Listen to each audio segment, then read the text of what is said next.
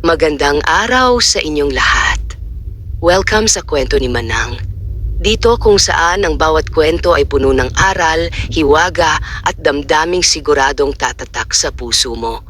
Kung mahilig ka sa mga makabuluhang kwento, alamat, misteryo at buhay na puno ng emosyon, siguradong nasa tamang channel ka. Huwag kalimutang mag-subscribe at i-click ang bell notification para lagi kang updated sa mga bago nating kwento. Sa gilid ng isang lumang daan na bihira ng daanan ng tao, nakatayo ang isang napakalaking puno ng balete, matanda, tahimik at tila may sariling buhay. Ang mga ugat nito ay nakausli sa lupa na parang mga kamay na pilit kumakapit sa mundo, habang ang mga sanga nito'y nakayakap sa kalangitan na tila may tinatagong lihim. Sa araw, isa lamang itong puno sa paningin ng mga nagdaraan. Ngunit pagsapit ng dapit hapon, nag-iiba ang himig ng hangin sa paligid nito, nagiging mabigat, malamig at may kasamang bulong na hindi maipaliwanag. Maraming taon nang pinaniniwalaan ng mga matatanda na ang punong iyon ay tahanan ng mga nilalang na hindi nakikita ng karaniwang mata. Ngunit sa paglipas ng panahon, ang mga kwento ay naging alamat at ang alamat ay naging takot na unti-unting nalimot. Hanggang sa isang gabi, isang malamig na hangin ang biglang umihip, mas malakas kaysa karaniwan. Ang mga dahon ng balete ay kumaluskos na parang may nag-aaway sa loob nito. Ang katahimikan ng paligid ay napalitan ng kakaibang tensyon, isang presensya na hindi nakikita ngunit nararamdaman.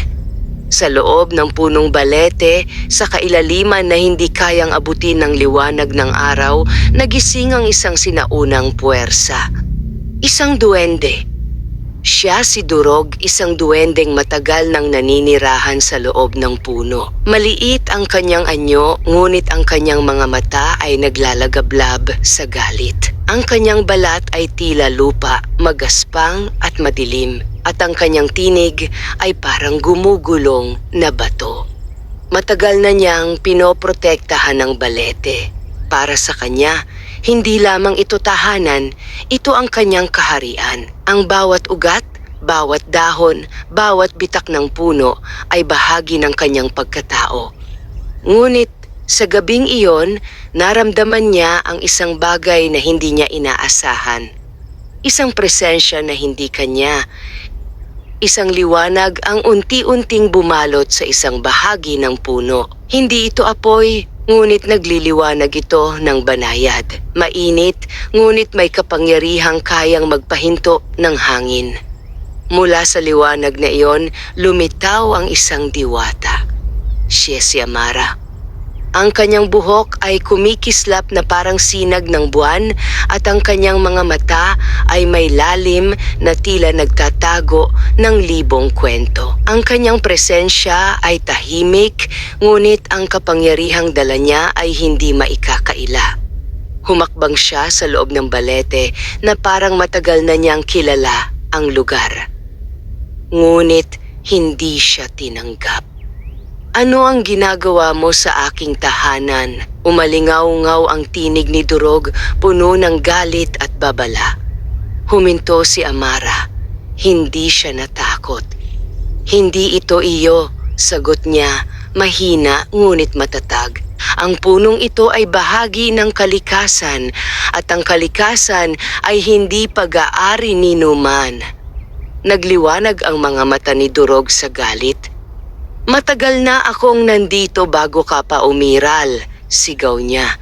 Pinrotektahan ko ang punong ito laban sa mga tao, laban sa pagkasira, at ngayon papasok ka na lang at aangkinin ito? Hindi sumagot agad si Amara. Sa halip, hinaplos niya ang isa sa mga ugat ng puno, dahan-dahan. Nasasaktan na ito, bulong niya. Sandaling natahimik ang paligid. Hindi mo nararamdaman? Dagdag niya, may lungkot sa tinig. Ang lupa sa ilalim nito ay nauubos. Ang mga ugat nito ay unti-unting natutuyo. May paparating na panganib. Umigting ang panga ni Durog. Kasalanan ng mga tao iyon, sagot niya. Hindi ko na problema iyon. Doon nagbago ang ekspresyon ni Amara. Hindi mo na problema? Ulit niya, tila hindi makapaniwala. Kung tunay mong pinoprotektahan ang punong ito, bakit mo hinahayaan itong mamatay? Parang tinamaan si Durog. Sa unang pagkakataon, nag-alinlangan siya.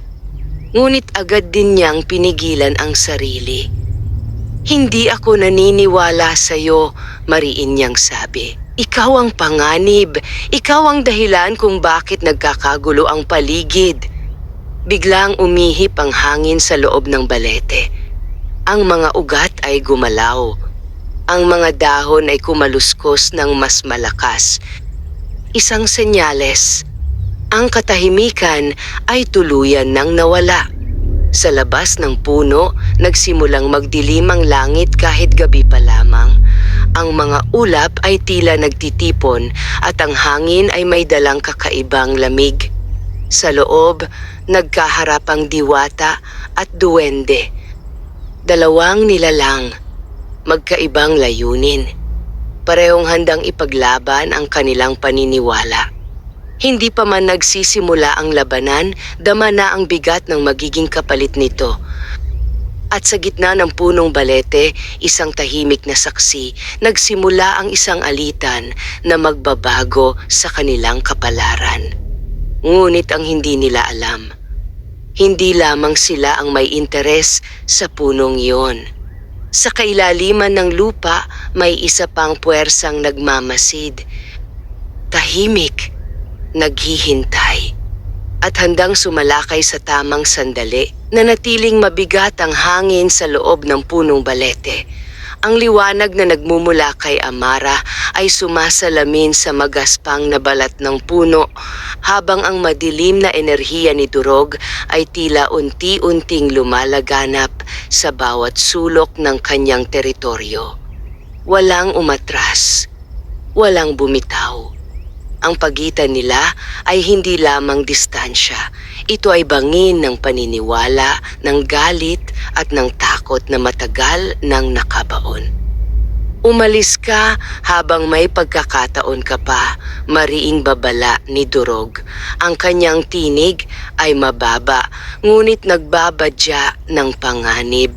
Hindi ako magdadalawang isip na ipagtanggol ang aking tahanan. Tahimik na tumingin si Amara sa paligid. Hinayaan niyang dumampi ang kanyang palad sa hangin na tila sinusukat ang pulso ng lugar. Hindi ako naparito para makipaglaban, sagot niya. Ngunit kung iyon ang pipiliin mong landas, hindi rin ako aatras. Isang iglap, biglang kumislot ang lupa sa ilalim nila. Hindi ito simpleng pagyanig. Ang mga ugat ng balete ay tila napilipit, gumalaw na parang may kirot na hindi mapigilan. Ang mga dahon sa itaas ay nag-ingay na tila sumisigaw. Napatingin si Amara sa ibaba. Ngayon mo sabihin sa akin, hindi ito problema, mahina ngunit may diin niyang wika. Hindi agad sumagot si Durog. Ngunit naramdaman din niya ang kakaibang puwersa mula sa ilalim ng lupa, isang bagay na hindi niya kontrolado. Hindi ito gawa ko, bulong niya, halos sa sarili lamang. Ngunit huli na ang pag-amin. Mula sa kailaliman ng lupa, isang maitim na usok ang sumingaw sa pagitan ng mga ugat. Hindi ito karaniwang usok, ito'y gumagalaw, humihinga at tila may sariling kalooban. Unti-unti itong umangat. At kasabay nito, naramdaman ng dalawa ang bigat ng isang presensya na mas matanda pa sa kanilang alitan. Napaatras si Amara ng isang hakbang. May gumising, bulong niya. Ngunit si Durog ay nanatiling nakatayo, bagamat bakas sa kanyang mukha ang kaba na pilit niyang itinatago. Hindi ito maaaring mangyari, mahina niyang sabi. Biglang lumakas ang pagyanig. Ang isa sa pinakamalalaking ugat ng balete ay biglang nagkaroon ng bitak. Mula roon, sumabog ang mas makapal na usok at sa loob nito may kumikislap na pulang liwanag. Isang mata, nakatingin, nagmamasid. Sa unang pagkakataon, naramdaman ni Durog ang takot. "Umalis ka," sigaw niya kay Amara. "Hindi mo alam kung ano ito." Ngunit hindi gumalaw si Amara. Sa halip, tumayo siya ng mas matatag. "Hindi ako aalis," sagot niya. "Kung may panganib sa punong ito, lalong hindi ko ito iiwan." Nagtagpo ang kanilang mga mata. At sa sandaling yon, nawala ang galit. Napalitan ito ng isang tahimik na pagkakaunawaan. May mas malaking laban na kailangang harapin. Muling gumalaw ang lupa. At mula sa bitak, unti-unting lumitaw ang isang anyo, hindi buo, hindi malinaw, ngunit sapat upang maramdaman ang kapangyarihang taglay nito. Isang nilalang na tila gawa sa anino at galit. Ang hangin sa paligid ay naging mas malamig, mas mabigat, mas mapanganib. Matagal na akong nakakulong, umalingaw-ngaw ang isang tinig na tila galing sa ilalim ng lupa. At ngayon, malaya na ako. Napapikit si Amara, tila pinipigilan ng takot na pumasok sa kanyang puso. "Kung pababayaan natin ito," mahina niyang sabi, "hindi lang ang balete ang mawawala." Tahimik si Durog. Ngunit sa loob niya may unti-unting nagbabago. Ang punong matagal niyang inangkin bilang sarili, ngayon ay nanganganib. At ang kaaway na kanyang tinutulan, maaring siya ang tanging kakampi na mayroon siya. Sa gitna ng nagngangalit na hangin at nanginginig na lupa, nagsimula ang isang bagong yugto ng kanilang kwento. Hindi na laban ng diwata at duwende, kundi laban para sa kaligtasan ng isang bagay na mas mahalaga kaysa sa kanilang pride. Ngunit hindi pa nila alam. Ang nilalang na kanilang haharapin ay hindi basta-basta matatalo. At ang unang pagyanig ay simula pa lamang ng mas malalim na pagkawasak. Ang hangin sa loob ng punong balete ay tuluyan ng nagbago. Hindi na ito basta malamig. Ito'y mabigat, parang may dalang bigat ng mga taon na nakalimutan at hinayaang mabulok sa kailaliman ng lupa. Ang bawat paghinga ay tila may kasamang panganib. Unti-unting lumawak bitak sa ugat ng puno. At mula rito, lumitaw ang anyo ng nilalang. Hindi ito ganap na nakikita, ngunit sapat na upang maramdaman ang presensya nito. Ang katawan nito ay tila usok at lupa na pinagsama, gumagalaw, nagbabago at walang tiyak na hugis. Ngunit ang mga mata nito, naglalagablab sa pulang liwanag, ay malinaw na malinaw. Punong-puno ng galit. Kay tagal kong naghintay, ang tinig nito ay parang dumadagundong sa loob ng dibdib ng sino mang makarinig. Kay tagal ninyo akong ikinulong. Napaurong si Durog, isang bagay na bihira niyang gawin.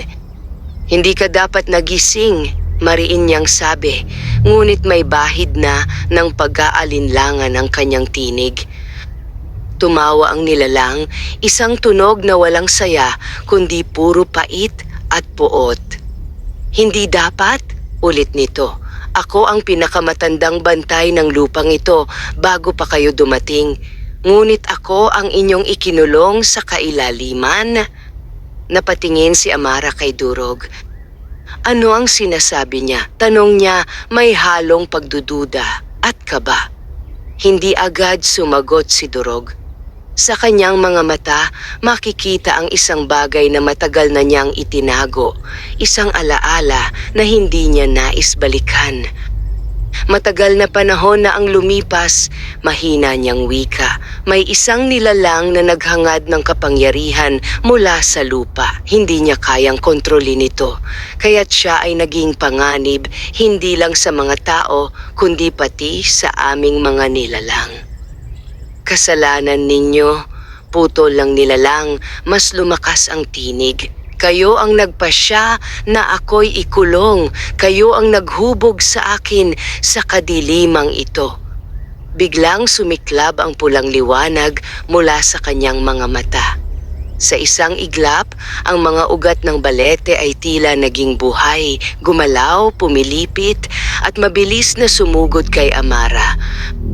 Ngunit bago pa siya tamaan, isang liwanag ang sumiklab mula sa kanyang palad. Isang alon ng enerhiya ang pumigil sa mga ugat. Tumigil ang lahat. Sa sandaling iyon, nagkatitigan si Amara at ang nilalang. Hindi pa huli ang lahat, sabi ni Amara. Pilit pinapanatili ang kalmado. Kung ikaw ay nasaktan, may paraan para itama ito. Ngunit ang sagot ay galit. Wala nang dapat itama, sigaw nito. Ang tanging nararapat ay ang pagbawi, ang pagwasak sa lahat ng kumitil sa akin. Muling umaling-awngaw ang pagyanig. Sa labas ng punong balete, nagsimulang matuyo ang mga damo sa paligid. Ang hangin ay naging mainit, tila may dalang apoy na hindi nakikita. Sa loob, napansin ni Durog ang isang bagay. Ang mga ugat ng puno, ang mismong pinagmumulan ng kanyang lakas, ay unti-unting nangingitim. Hindi lang siya nagagalit, bulong niya. Napatingin si Amara sa kanya. Sinisira niya ang puno, dugtong ni Durog, may halong takot. Kinukuha niya ang lakas nito. Napatigil si Amara. Sa unang pagkakataon, naramdaman niya ang tunay na panganib. Hindi lamang laban ang kaharap nila. Ito ay unti-unting pagpatay sa mismong balete. Kung magpapatuloy ito, sabi niya, mamamatay ang puno. At sa sandaling iyon, tila may kumurot sa puso ni Durog. Ang punong matagal niyang pinrotektahan, ang lugar na tinawag niyang tahanan, unti-unti nang nawawala. Biglang sumugod muli ang nilalang, mas mabilis, mas marahas. Ngunit sa pagkakataong ito, hindi na nag-iisa si Amara. Sa isang iglap, tumayo si Durog sa kanyang tabi. Hindi kita pinaniniwalaan, mariin niyang sabi. Ngunit hindi ko rin hahayaang mawala ang punong ito. Saglit na nagkatinginan ang dalawa. Hindi bilang magkaaway, kundi bilang dalawang nilalang na may iisang layunin. Protektahan ang balete. Sumiklab ang liwanag mula kay Amara. Sumabay ang lakas ng lupa mula kay Durog. At sa gitna ng nag-aalab, nagalit ng nilalang mula sa kailaliman. Nagsimula ang unang tunay na laban. Ngunit kahit pinagsama ang kanilang lakas, naramdaman nila ang isang mabigat na katotohanan. Ang kanilang kalaban ay hindi lamang malakas. Ito ay bahagi ng mismong lupang kanilang pinoprotektahan. At upang ito'y mapigilan, may isang sakripisyong kailangang gawin. Sumiklab ang liwanag at dilim sa loob ng punong balete. Ang enerhiya ni Amara ay kumalat na parang sinag ng umaga, malinis, malinaw at puno ng pag-asa. Samantalang ang kapangyarihan ni Durog ay umusbong mula sa lupa, mabigat, matatag at tila hinugot mula sa pinakailalim ng daigdig. Sa unang pagkakataon, nagtagpo ang kanilang lakas. At sa harap nila, ang nilalang mula sa kailaliman ay umaling-awngaw sa galit. Akala ninyo ba'y kaya ninyo akong pigilan? Ang tinig nito ay parang kulog na sumisira sa katahimikan. Ako ang puot na itinago ninyo. Ako ang sugat na hindi ninyo kailanman ginamot. muling umuga ang lupa. Ang mga ugat ng balete ay tila napunit sa dalawang magkasalungat na puwersa, liwanag at dilim, pag-asa at galit. Naramdaman ni Amara ang sakit ng puno. Hindi ito simpleng pakiramdam. Parang may kumakalas sa isang bagay na matagal ng buo. Napapikit siya at sa sandaling iyon may nakita siyang alaala. Hindi kanya, hindi rin kay Durog, kundi ng mismong punong balete. Isang panahon kung saan ang lupa ay masagana, ang hangin ay malaya, at ang mga nilalang, diwata, duwende, at iba pa ay namumuhay ng magkakasama. At sa gitna nila may isang bantay. Hindi siya masama noon. Isang nilalang na may kakayahang kumonekta sa lakas ng lupa, isang tagapangalaga, hindi isang maninira. Ngunit nagbago ang lahat. Dumating ang mga tao. Unti-unting nasira ang lupa. Pinutol ang mga puno. Inagaw ang likas na yaman. At ang bantay, unti-unting napuno ng galit. Hindi siya pinakinggan. Hindi siya pinigilan, hanggang sa ang kanyang kapangyarihan ay naging panganib. At doon pumasok ang mga nilalang ng kalikasan. Pinili nilang pigilan siya, ikulong, at kalimutan. Biglang napamulat si Amara. Hindi siya likas na masama, mahina niyang sabi. Napatingin si Durog. Ano? Tanong niya. Siya ay naging ganito dahil sa sakit, sagot ni Amara. Iniwan siya, kinalimutan, at ngayon ang galit na iyon ay bumalik. Tahimik si Durog. Sa kaibuturan ng kanyang isipan, alam niyang may katotohanan ng mga salitang iyon. Ngunit hindi sapat ang pag-unawa. Hindi nito mapipigilan ang pagkawasak. Muling sumalakay ang nilalang. Mas malakas, mas marahas. Ang mga ugat ng balete ay pumutok sa lakas ng kanyang galit. Ang lupa sa paligid ay nagkaroon ng mga bitak at ang hangin ay tila sumisigaw sa sakit. Napaatras si Amara. Hindi natin siya matatalo sa lakas lang, sabi niya. Kailangan nating pigilan ang galit na bumabalot sa kanya. Ngunit si Durog ay nakatitig sa puno. Ang bawat bitak, ang bawat pagdurusa, ay parang sugat sa kanyang sariling pagkatao.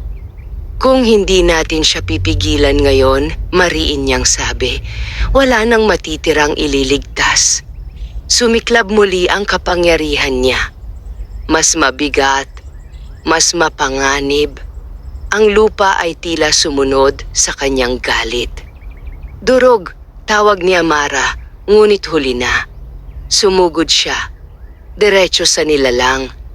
Isang banggaan ng puwersa ang sumabog sa loob ng balete. Ang liwanag at dilim ay naghalo. At sa gitna nito, naramdaman ni Amara ang isang bagay. Ang puso ng puno. Mahina na, pagod na, at unti-unti nang sumusuko. Napapikit siya. Hindi pa huli, bulong niya. Sa kabila ng kaguluhan, itinuon niya ang kanyang lakas hindi sa laban, kundi sa puno. Isang banayad na liwanag ang dumaloy mula sa kanyang mga kamay, tumagos sa mga ugat at umabot sa pinakapuso ng balete. At sa unang pagkakataon mula nang magsimula ang lahat, huminto sandali ang pagyanig. Napansin iyon ni Durog. Napalingon siya. Ano ang ginagawa mo? Sigaw niya. Pinapakinggan ko siya, sagot ni Amara. Tahimik. Sa gitna ng kaguluhan, isang sandaling katahimikan. At sa katahimikang iyon, may isang katotohanang unti-unting lumilitaw. Ang laban na ito ay hindi lamang tungkol sa pagkatalo ng isang kalaban. Ito ay tungkol sa paghilom ng isang sugat na matagal nang pinabayaan. Ngunit habang sinusubukan nilang iligtas ang balete, lalo namang nagiging desperado ang nilalang. At sa kanyang galit, handa siyang sirain ang lahat. Kahit ang natitirang pag-asa, unti-unting bumabalik ang pagyanig. Ang katahimikan na sandaling sumagi sa loob ng punong balete ay parang panaginip lamang, isang maikling pahinga bago muling sumiklab ang unos. Ang liwanag na ibinuhos ni Amara ay patuloy na dumadaloy sa mga ugat, pilit pinapawi ang kirot na matagal ng kinimkim ng puno. Ngunit sa kabilang panig, ang galit ng nilalang ay lalo pang lumalakas. "Hindi ninyo ako mauuto sa inyong liwanag." Sigaw nito, ang tinig ay mas mabigat, mas matalim. Ang sakit ay hindi pinapawi ng awa, ito ay binabayaran ng pagkawasak. Muling umangat ang kanyang anyo, mas malinaw na ngayon, parang isang aninong nilikha mula sa lupa at apoy. Ang pulang liwanag sa kanyang mga mata ay nagliyab at kasabay nito, ang mga ugat ng balete ay biglang sumunod sa kanyang galit. Tumalon ang mga ugat, parang mga ahas na naglalayong sumakal. Napaatras si Amara, pilit pinapanatili ang daloy ng kanyang kapangyarihan sa puno habang umiiwas sa mga pag-atake.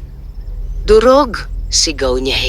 "Hindi natin siya mapipigilan kung lalabanan lang natin siya." Ngunit si Durog ay hindi agad sumagot.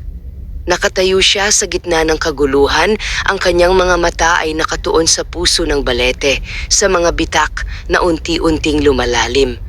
Sa bawat pag-atake ng nilalang, mas nasasaktan ang puno. Sa bawat depensa nila, mas lumalala ang sugat. At sa sandaling iyon, may bumalik na alaala kay Durog. Isang simpleng sandali. Noong ang balete ay bata pa. Tahimik, payapa, wala pang galit, wala pang takot. Naaalala niya kung paanong pinili niyang manatili sa loob nito, hindi dahil gusto niyang maghari, kundi dahil gusto niyang magbantay, magprotekta, maging tahanan ng isang bagay na mas malaki kaysa sa sarili niya. Napapikit siya. At sa unang pagkakataon, inamin niya sa sarili ang isang katotohanan.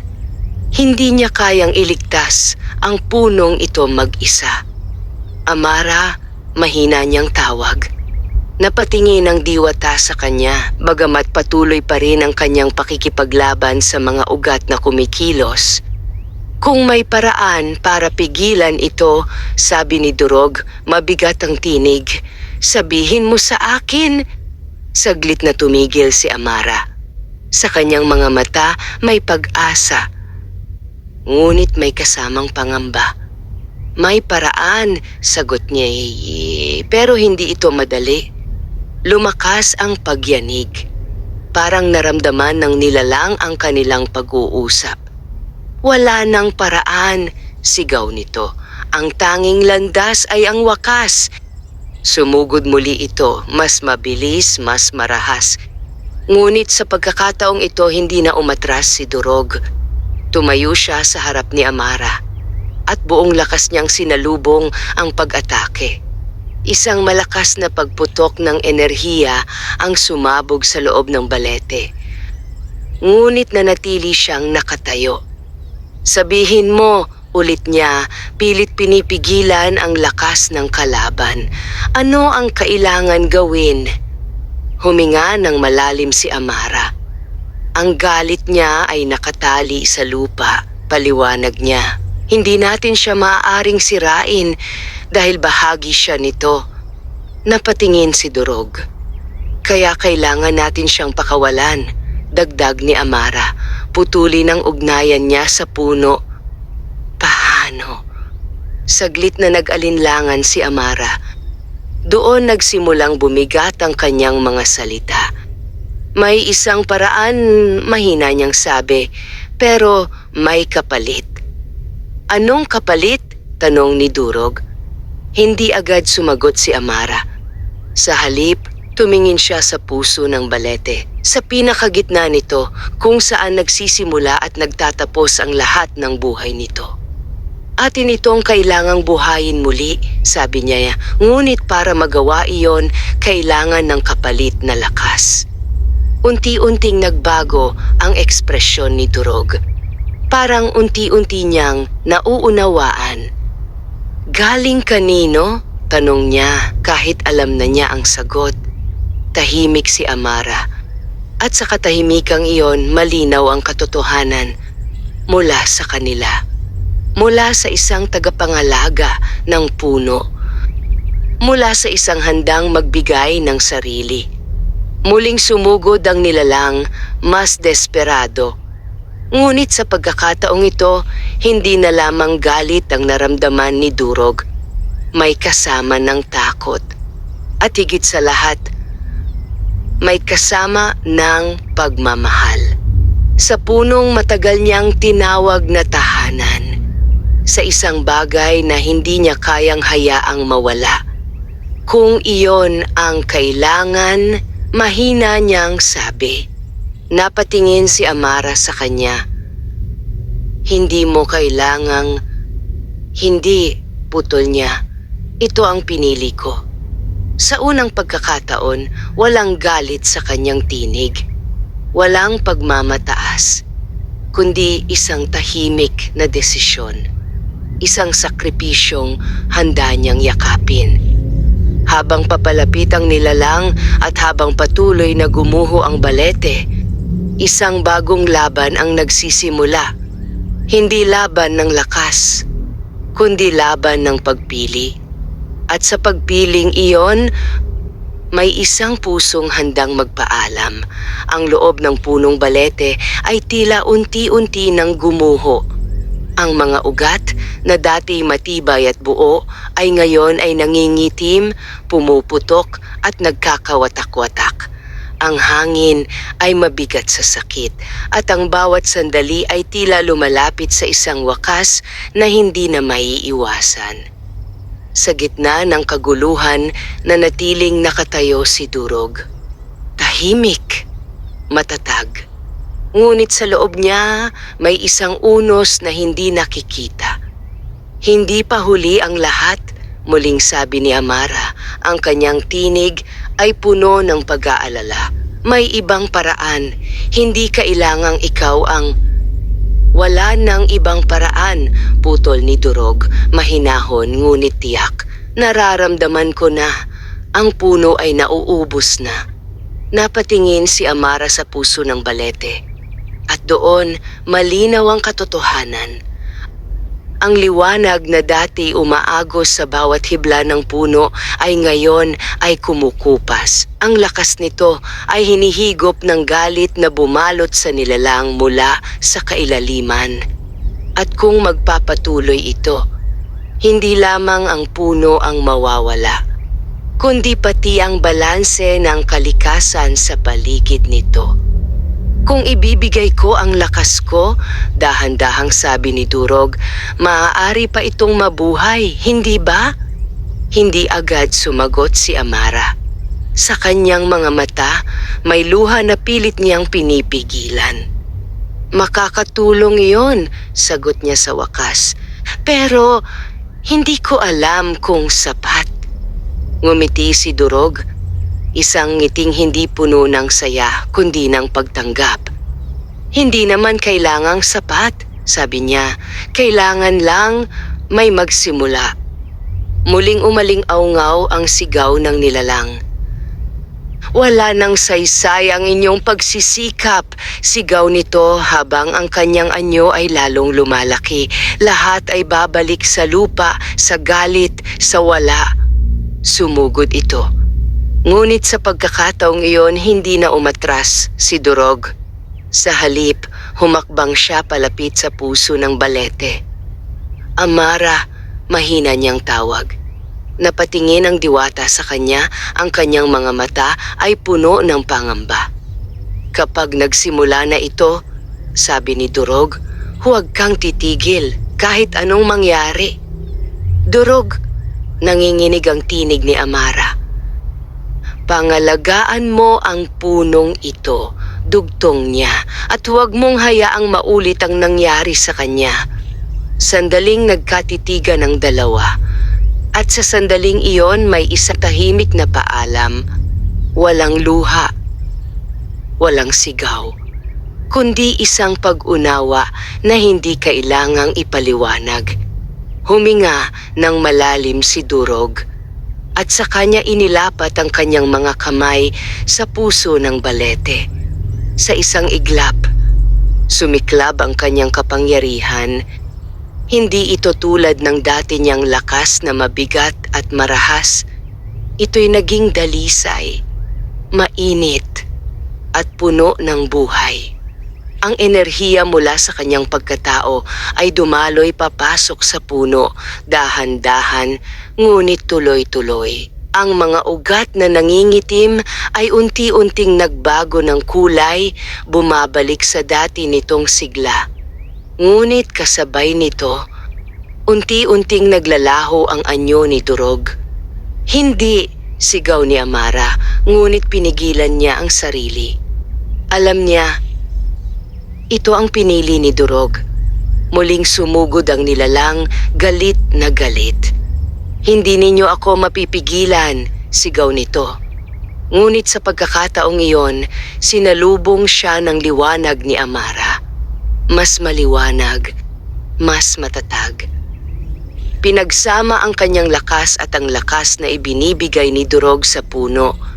At sa unang pagkakataon, napaatras ang nilalang. Sumigaw ito sa galit, sa sakit, sa pagtanggi, habang ang balete ay unti-unting nabubuhay muli. Ngunit hindi ito walang kapalit. Amara, mahina ang tinig ni Durog. Napalingon siya. Ang anyo ng duwende ay halos liwanag na lamang. Unti-unti nang nawawala. Salamat, bulong niya. At sa huling sandali, nawala siya. Parang hangin na unti-unting naglaho. Tahimik, ganap, napatigil si Amara.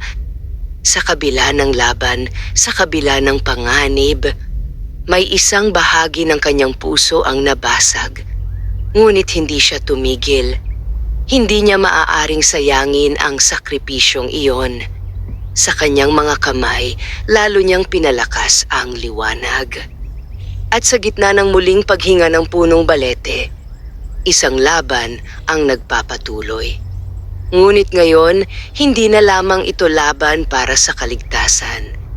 Ito ay laban para sa alaala ng isang nilalang na piniling magmahal kahit kapalit ang kanyang sarili. Sa gitna ng unti-unting pagbangon ng punong balete, nanatiling nakalutang ang katahimikan na tila may halong lungkot. Ang liwanag na dumadaloy sa mga ugat nito ay mas malinaw na ngayon, mas buhay, mas matatag, ngunit may kapalit itong hindi na maibabalik. Si Durog ay wala na, ngunit ang kanyang presensya ay nananatili. Sa bawat ugat na muling sumisigla, sa bawat dahon na unti-unting gumagalaw, dama ang sakripisyong iniwan niya. Isang tahimik na paalala ng pag-ibig na hindi kailanman humingi ng kapalit. Nakatuon si Amara sa puso ng balete. Ang kanyang mga kamay ay patuloy na naglalabas ng liwanag, ngunit ang kanyang mga mata ay puno ng lungkot. Hindi siya sanay sa pagkawala, lalo na sa isang nilalang na minsan niyang itinuring na kalaban. Ngunit sa huli, ito ang naging dahilan upang siya ay manatiling lumalaban. Muling umaling-aungaw ang sigaw ng nilalang mula sa kailaliman.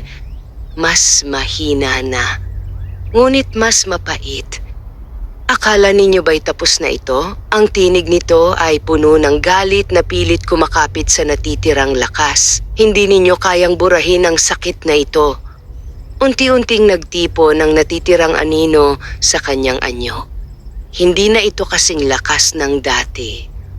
ngunit sapat upang magdulot ng panganib. Huminga ng malalim si Amara. Sa kanyang harapan, hindi na lamang isang kaaway ang nakatayo, kundi isang nilalang na nasira ng panahon, ng sakit at ng paglimot. At hindi ko iyon susubukang burahin, mahina ngunit matatag niyang sagot. Napahinto ang nilalang. Sa unang pagkakataon tila nag-alinlangan ito. Ang sakit mo ay totoo, dagdag ni Amara, at may dahilan kung bakit ka nagbago. Ngunit hindi mo kailangang sirain ang lahat para lamang maramdaman na ikaw ay naririnig. Tahimik ang paligid. Ang mga ugat ng balete ay hindi na nanginginig. Ang hangin ay tila nakikinig. Wala nang makikinig. Mahina ngunit mabigat na sagot ng nilalang. Matagal na akong kinalimutan. Lumapit si Amara. Hindi bilang mandirigma, kundi bilang tagapagdala ng liwanag. Hindi ka na nag-iisa, sabi niya. Sa kanyang palad may isang maliit na sinag ng liwanag, banayad, hindi nakasisilaw, ngunit may init na kayang umabot sa kaibuturan ng kahit anong nilalang. Ito ang natira sa kanya, bulong niya.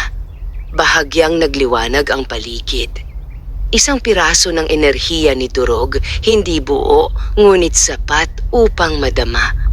Sapat upang maalala. Unti-unting bumagal ang galaw ng nilalang. Ang pulang liwanag sa kanyang mga mata ay kumupas. Bakit? Mahina niyang tanong. Bakit ninyo ako tinutulungan? Saglit na pumikit si Amara. Dahil hindi ka namin kaaway, sagot niya. Ikaw ay bahagi ng lupang ito at ang lupa ay hindi dapat kalabanin, ito ay inuunawa. Dahan-dahang lumapit ang liwanag sa nilalang. Sa unang pagkakataon, hindi ito umatras. Sa halip, hinayaan nito ang sarili na mahaplos ng liwanag. At sa sandaling iyon, may nagbago. Ang aninong bumabalot sa kanya ay unti-unting humina. Ang galit na matagal niyang kinimkim ay tila nagkaroon ng bitak. At sa bitak na iyon, may pumasok na liwanag. Hindi sapat upang tuluyang maghilom, ngunit sapat upang magsimula. Napaluha si Amara.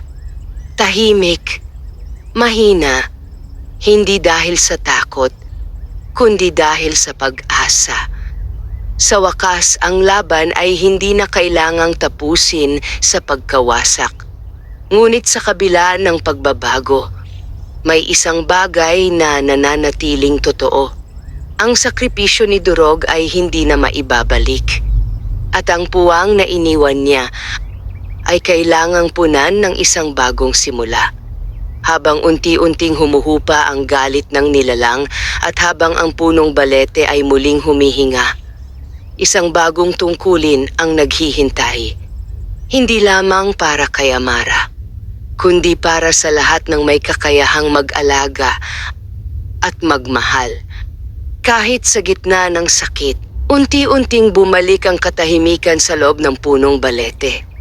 Ang dating nagngangalit na hangin ay napalitan ng isang banayad na pagdaloy, parang isang malalim na paghinga matapos ang mahabang pagdurusa. Ang mga ugat na minsang nangitim at napunit ay unti-unting nagbalik sa kanilang likas na anyo, tila tumutugon sa liwanag na patuloy na dumadaloy mula kay Amara.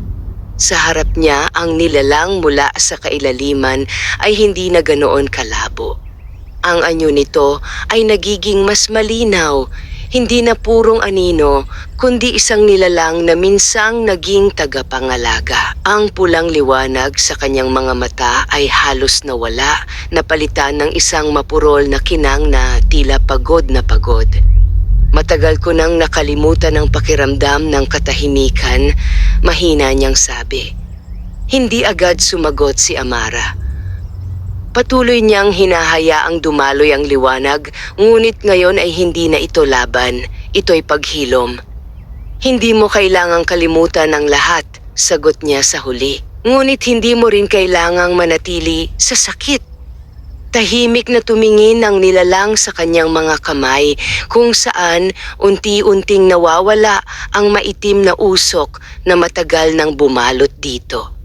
Kung ganito pala ang pakiramdam, bulong niya, bakit ngayon ko lang ito naranasan muli? Hindi agad nakasagot si Amara. Dahil alam niya ang sagot. Dahil may mga sugat na pinipiling takpan ng galit. Dahil mas madaling magalit kaysa harapin ang sakit. Sa likuran niya, ang puso ng Balete ay unti-unting lumiliwanag. Mas malinaw, mas buo. Ngunit hindi na katulad ng dati. May bahagi itong nagbago, may bakas ng sakripisyo, ng pagkawala, ng alaala. Napatingin si Amara roon.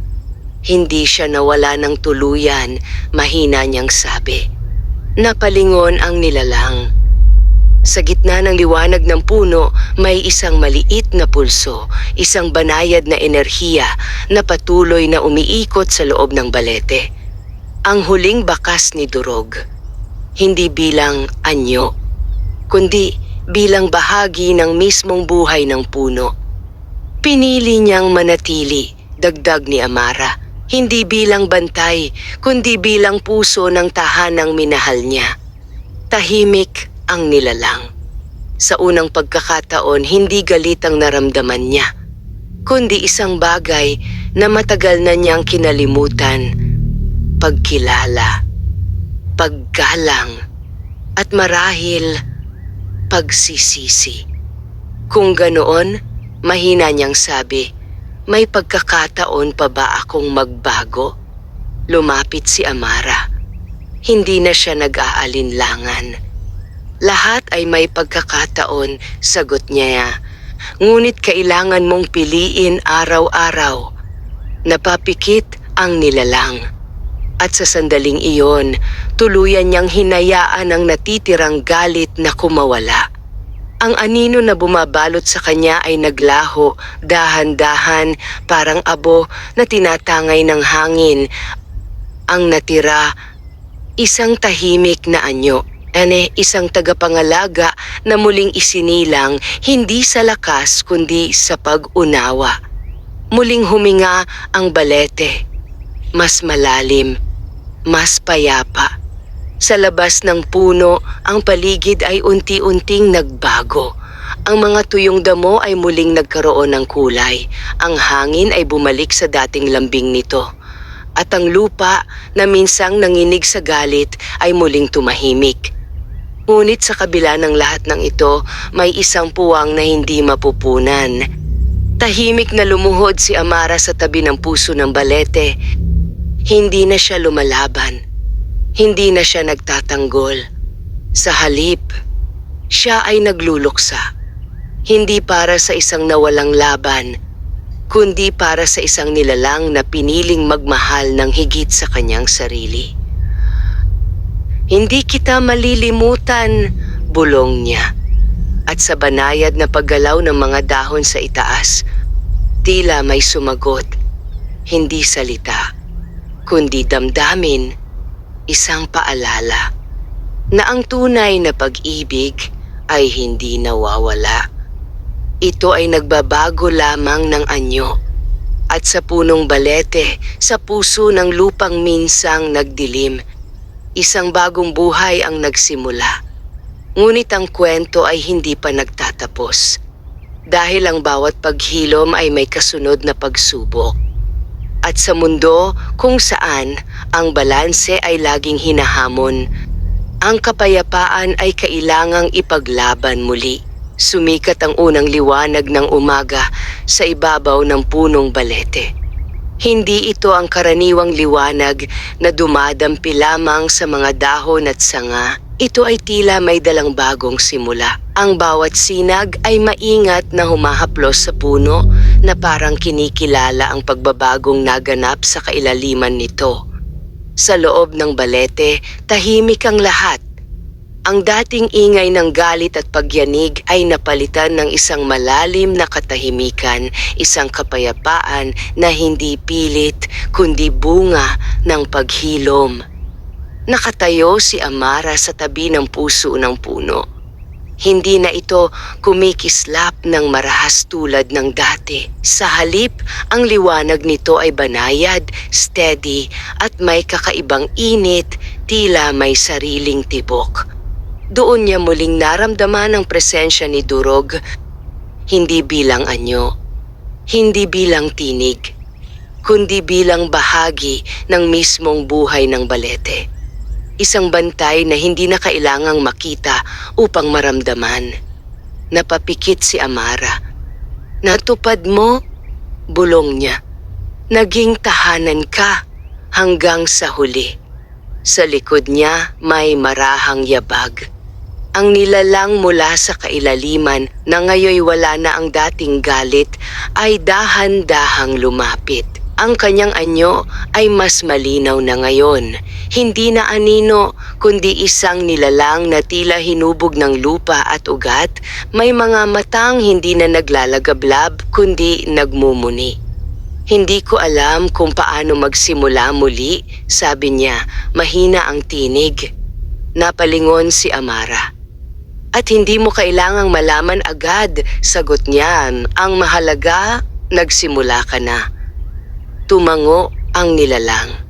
Sa unang pagkakataon, hindi siya mukhang isang banta, kundi isang nilalang na natutong huminto, natuto ring makinig. At sa gitna ng katahimikan, may isang bagong tungkulin na unti-unting nabubuo. Kung papayagan mo, sabi ng nilalang, nais kong manatili, hindi upang maghari, kundi upang magbantay. Napatingin si Amara sa puso ng balete. Sandaling natahimik ang paligid. At sa banayad na paggalaw ng mga dahon, tila may isang tahimik na pagsang-ayon. Ngumiti si Amara. Hindi ako ang dapat mong tanungin, sabi niya.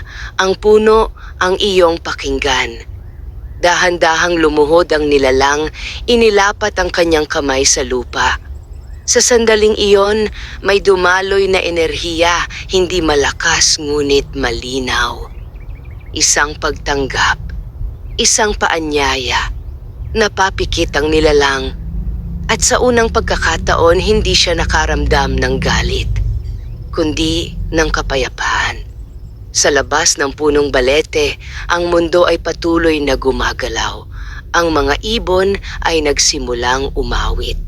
Ang hangin ay nagdala ng bagong simoy. At ang araw ay tuluyang sumikat na tila ipinagdiriwang ang muling pagkabuhay ng isang bagay na halos mawala. Ngunit sa loob ng punong yon, may mga alaala na mananatili. Mga sugat na magpapaalala. At isang sakripisyong hindi kailanman malilimutan. Tahimik na tumayo si Amara. Oras na para umalis, bulong niya sa sarili. Ngunit bago siya tuluyang lumisan, muli siyang tumingin sa puso ng balete. At sa sandaling iyon, tila may isang banayad na tibok, isang paalala, na kahit ang mga nawala ay maaaring manatili sa paraang hindi nakikita. Lumakad si Amara palabas ng puno, hindi bilang isang mandirigma, kundi bilang isang saksi sa isang kwento ng galit, paghilom at pag-ibig na hindi naglaho kahit sa gitna ng pagkawala. At habang siya'y papalayo, ang punong balete ay nanatiling nakatayo. Mas matatag, mas buhay, at may bagong bantay na handang ipagpatuloy ang nasimulan. Ngunit sa mundo kung saan ang balanse ay laging nasusubok, ang katahimikan ay hindi panghabang buhay. At sa malayo, may mga mata na muling nagmamasid, tahimik, mapanuri, at naghihintay ng tamang sandali. Tahimik ang mundo sa paglipas ng mga araw.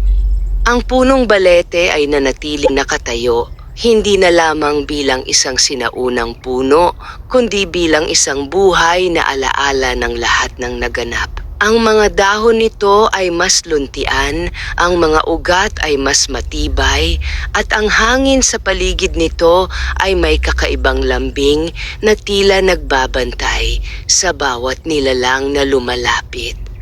Ngunit ang katahimikan ay hindi kailanman ganap na permanente. Sa isang dapit hapon, habang ang araw ay unti-unting lumulubog at ang liwanag ay nagiging gintong anino, may isang kakaibang pagbabago sa hangin. Isang bahagyang lamig, isang pahiwatig ng presensya.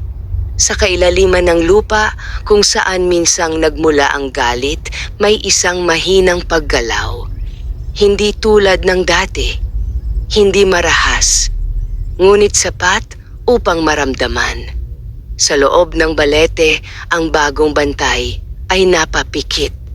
Nararamdaman niya ito, hindi bilang banta, kundi bilang paalala na ang lupa ay buhay at ang buhay ay laging nagbabago. Sa gitna ng punong iyon, ang puso ng balete ay kumislap, isang banayad na liwanag na may kasamang init na hindi maipaliwanag. At sa sandaling iyon, may isang alaala na muling nagising. Hindi malinaw, hindi buo, ngunit sapat upang maramdaman ang presensya ng isang nilalang na minsang nag-alay ng sarili.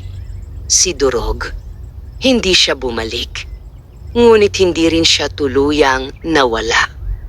Sa bawat tibok ng puso ng puno, naroon ang kanyang bakas. Sa bawat paghinga ng lupa, naroon ang kanyang sakripisyo. At sa bawat pag-usbong ng bagong buhay, naroon ang kanyang tahimik na pagpapatuloy. Sa labas, muling lumitaw si Amara.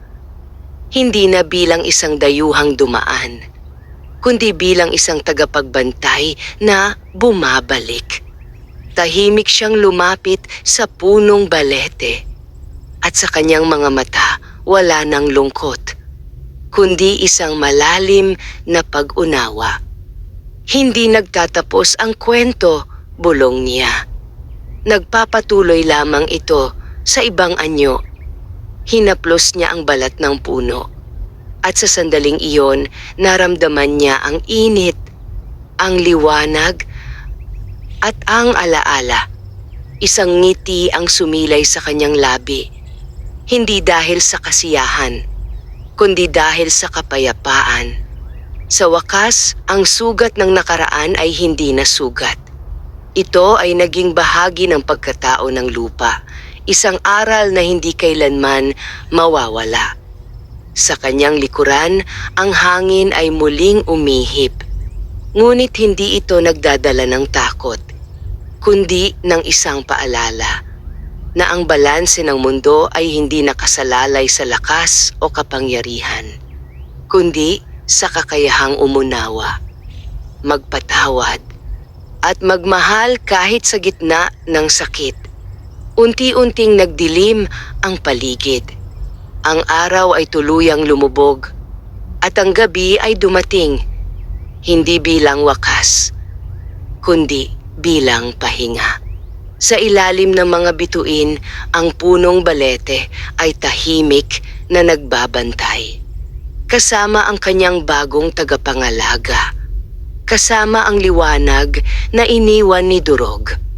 At kasama ang isang kwento na mananatili hindi sa salita, kundi sa puso ng bawat nilalang na marunong makinig. At sa huling sandali ng katahimikan, tila may isang banayad na bulong ang dumaan sa hangin. Hindi naririnig, ngunit dama. Isang paalala na ang tunay na kapangyarihan ay hindi nasusukat sa lakas, kundi sa sakripisyo. At sa punong balete, ang liwanag ay hindi kailanman tuluyang namamatay,